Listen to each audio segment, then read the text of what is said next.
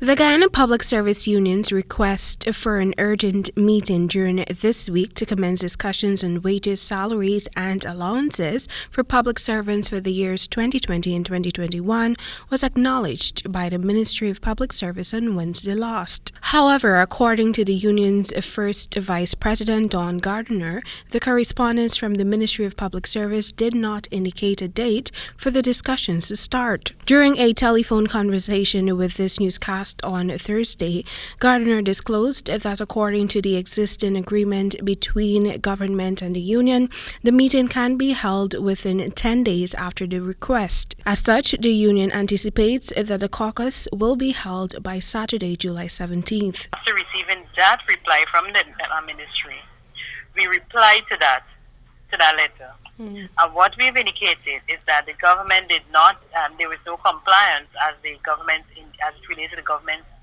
commitment or obligation in keeping with the agreement, which is 10 days after receiving the union's request, we should have a meeting, or within the 10 days, we should have a meeting.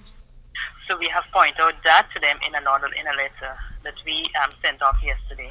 In a letter dispatched to the Permanent Secretary of the Ministry of Public Service dated July 7th, the union's leadership detailed several breaches and violations of agreements and conventions by the government of Guyana. The union indicated that those breaches and violations were brought to the attention of His Excellency Dr. Irfan Ali, Prime Minister Mark Phillips, Attorney General Anil Nandlal, and Minister of Public Service Sonia Parag. The letters sent to those key officials were neither acknowledged nor were efforts made to set a meeting date to commence negotiations, even though reminders were sent. The Guyana Public Service Union is adamant that the failure to take action to convene the requested meeting and the blatant disregard of both the requests and subsequent reminders constitute a breach of the legally binding agreement between the parties and is in conflict with Section 23(1) of the Trade Union Recognition Act, which requires the employer to bargain in good faith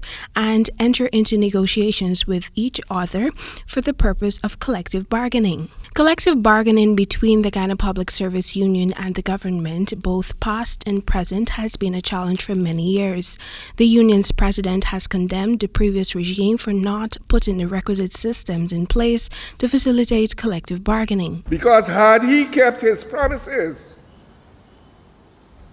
to reintroduce collective bargaining and strengthen the law in that respect, to stop impositions, and to respect unions and have collective bargaining.